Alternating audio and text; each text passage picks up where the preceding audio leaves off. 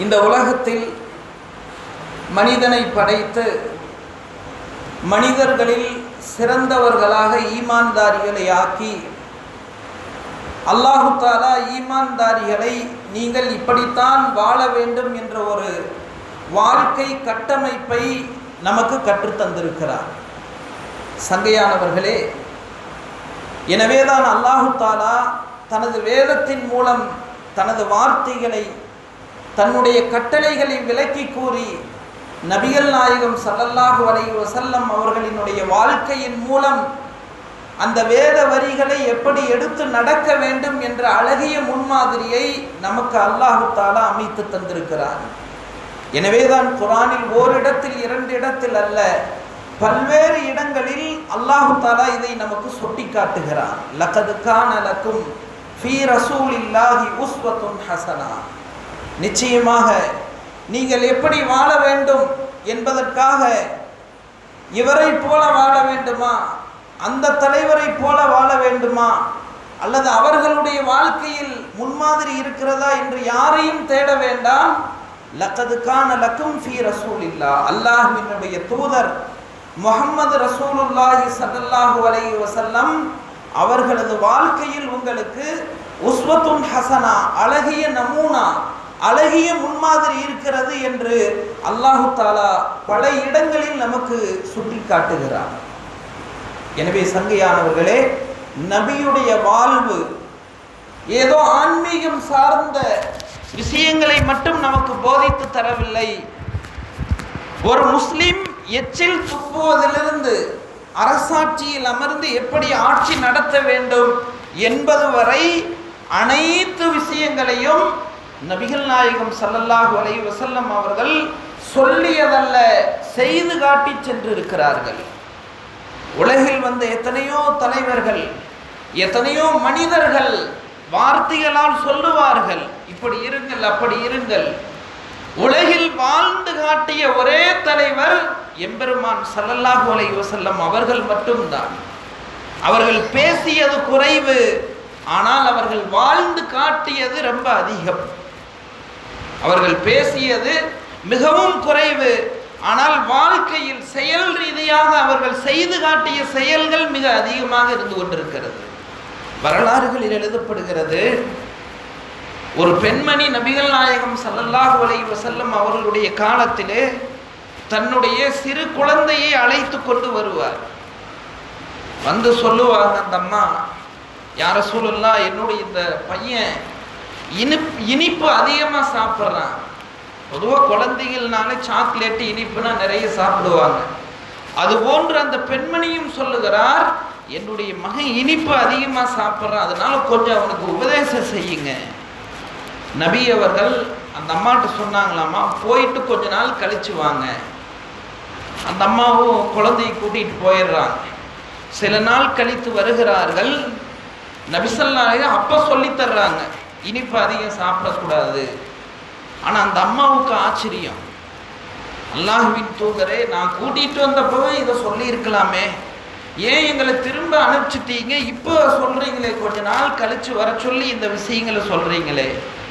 சுப்ஹான் அல்லாஹ்.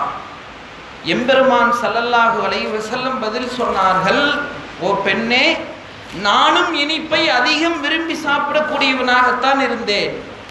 இப்போ நானே இனிப்பு சாப்பிட்டு உன் குழந்தைக்கு சாப்பிடாதேன்னு நான் எப்படி சொல்ல முடியும்?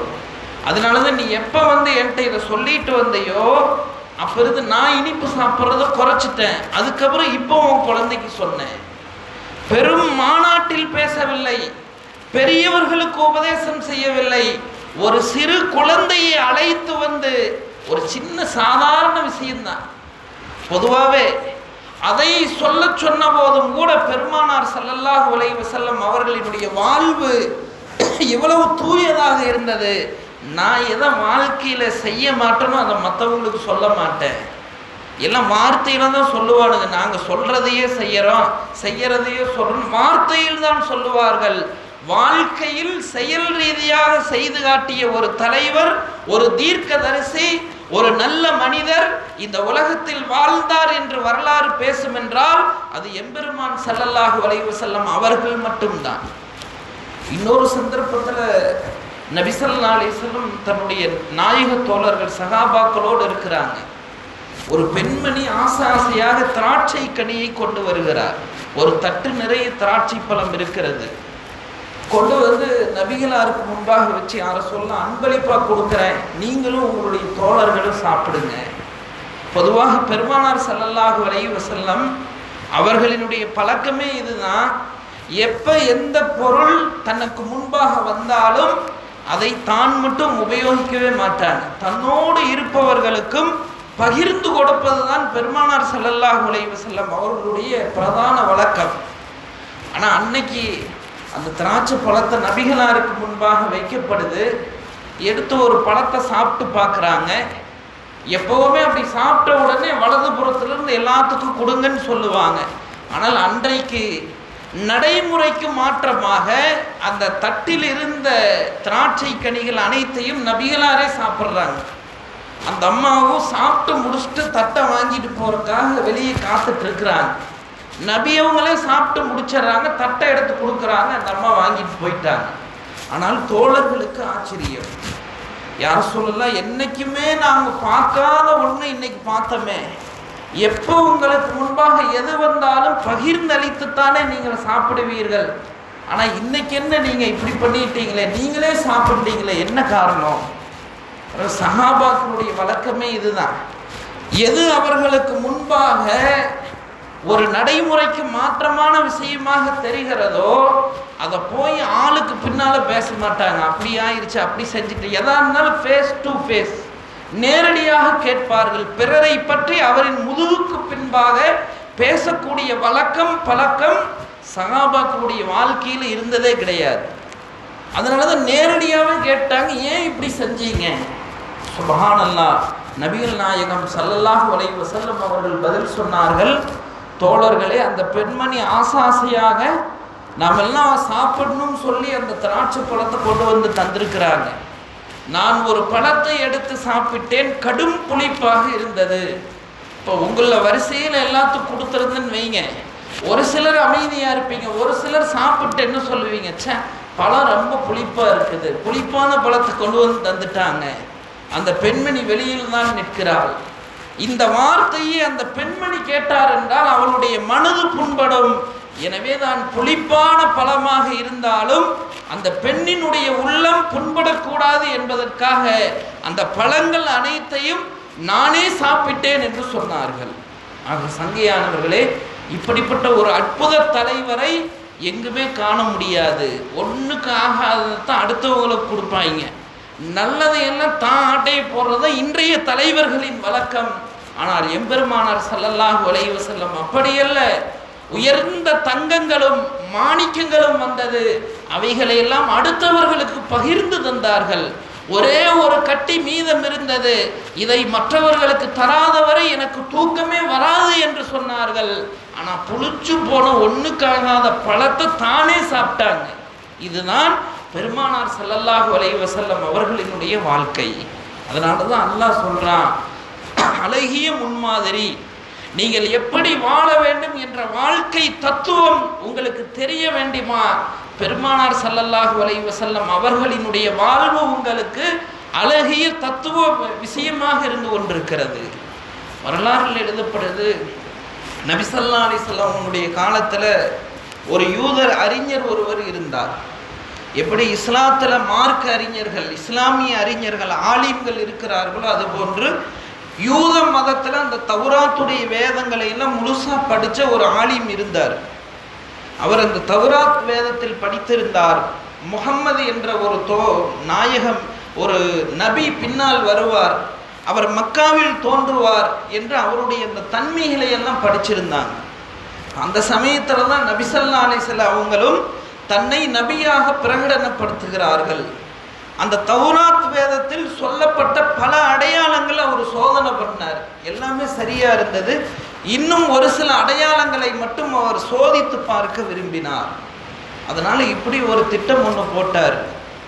ஹஜ்ரத் பிலால் ரலியல்லாஹு அன்ஹு அவங்களிடத்துல வந்து, உங்களுக்கு இப்போ பொருளாதாரம் தேவைப்படுது, நான் கொஞ்சம் பணத்தை நபி அவங்களுக்காக கடனாக தரேன், வாங்கிக்கிங்கன்னு சொல்கிறார். ஹசரத் பிலால் அவர்களும் நபி ஸல்லல்லாஹு அலைஹி வஸல்லம் அவங்களிடத்துல கேட்குறாங்க, யார சொல்லலாம், நம்மளுக்கு இப்போ பொருளாதார தேவை இருக்குது, இப்படி ஒருத்தர் வந்து கடன் கொடுக்குறதா சொல்கிறாரு, வாங்கிக்கலாமா? சரி வாங்கிக்கங்க. அவரும் கடனாக பணத்தை கொடுக்குறாரு. கொடுத்து விட்டு இத்தனை நாட்களுக்குள் திருப்பி தர வேண்டும் என்று ஒரு தவணையையும் அவர் சொல்கிறார். இத்தனை நாளில் திருப்பி தரணும். சரின்னு ஒத்துக்கிறாங்க. கடனை கொடுத்து விட்டு அவர் சென்று விடுகிறார். சில நாட்கள் கழிகிறது. அவர் சொன்ன அந்த தவணை காலத்திற்கு முன்பாகவே வருகிறார். வந்தால் நபி ஸல்லல்லாஹு அலைஹி வஸல்லம் அவங்க தன்னுடைய சஹாபாக்களோடு மஸ்ஜிது நபவியிலே அமர்ந்திருக்கிறார்கள். வந்த அந்த யூத அறிஞர் எதுவும் பேசலை, நேராக உள்ளே வந்தார். நபி ஸல்லல்லாஹு அலைஹி வஸல்லமோடு நெஞ்சு சட்டையை இப்படி பிடிச்சிட்டார், பிடிச்சி இழுக்கிறாரு. இழுத்து சொன்னார், உனக்கு உன்னுடைய குடும்பத்தார்களுக்கு இதே பொழப்பு தானா? எப்போ கடன் வாங்கினாலும் சரியாக கொடுக்க மாட்டீங்களா? பாருங்க, தனியாக அவர் கேட்கல, சபையில் தன்னுடைய தோழர்கள் தன்னுடைய தொண்டர்கள் எல்லாம் இருக்கிறார்கள்.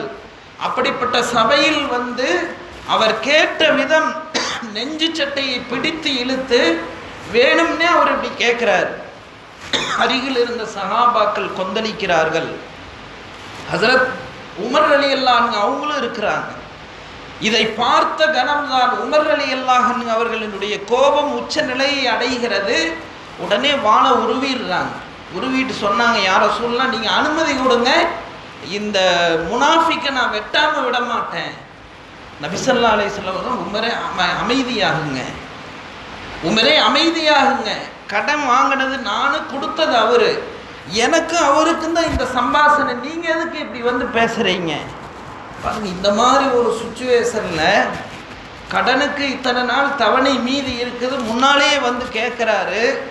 நாம் இன்றைக்கு யோசனை செய்து பார்க்கிறோம், ஒரு கடன் கொடுத்தவர் வந்து அப்படி அந்த சொன்ன நாளுக்கு முன்னாடி இந்த மாதிரி கேட்டால் என்னாக, அவருடைய கடன் திரும்ப கிடைக்குமா?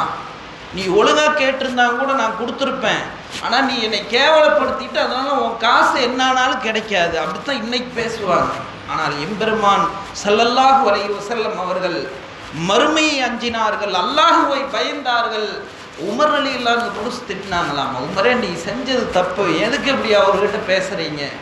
அவர்கிட்ட வந்தாங்க யூத அறிஞரிடத்தில், சகோதரன் நீங்கள் அதை கடன் கொடுத்தீங்க, நான் வாங்கினேன், ஆனால் இத்தனை நாள் தவணைன்னு சொல்லியிருக்கிறீங்க, அந்த தவணை வருவதற்கு முன்பே நீங்கள் வந்து இந்த மாதிரி கேட்கறது முறையல்லவேன்னு சொல்லி அவருக்கும் சொன்னாங்க. சொல்லிட்டு அந்த கடனை அடைக்கிற பொறுப்பை உமர் ரலியல்லாஹு அன்ஹு அவங்களுக்கு கொடுக்குறாங்க. கொடுத்துட்டு சொன்னாங்க, கடன் இவ்வளவு எதையும் கொடுத்துருங்க, கூட அதிகமாக நீங்கள் அவரை வெட்டுறன்னு சொல்லி வாழை உருவுனீங்கன்னா அதுக்கு பதிலாக இன்னும் அதிகமாக கொடுங்க. முடியுது, 2 பேர் போயிடுறாங்க. உமர் ரலியல்லாஹு அன்ஹு அவங்க அந்த யூத அறிஞரை கூட்டிகிட்டு போயிடுறாங்க. போயிட்டு அவர் கடனையெல்லாம் திருப்பி கொடுக்குறாங்க. வாங்கினார். வாங்கிட்டு மறுபடியும் நபி ஸல்லல்லாஹு அலைஹி வஸல்லம் அவருடைய சபைக்கே அவர் வருகிறார். வந்து சொன்னார், யா ரசூலல்லாஹ், முதல்ல நீங்கள் என்னை மன்னிச்சுக்குங்க, நான் நடந்த அந்த முறை தவறானது.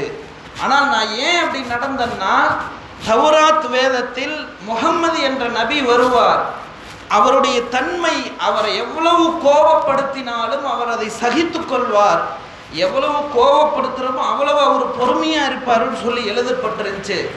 அந்த தன்மையை மட்டும் நான் உங்களிடத்தில் நேரடியாக பார்க்கவில்லை, அதை சோதனை செஞ்சு பார்க்கணும்னா நான் இப்படி நடந்துக்கிட்டேன்.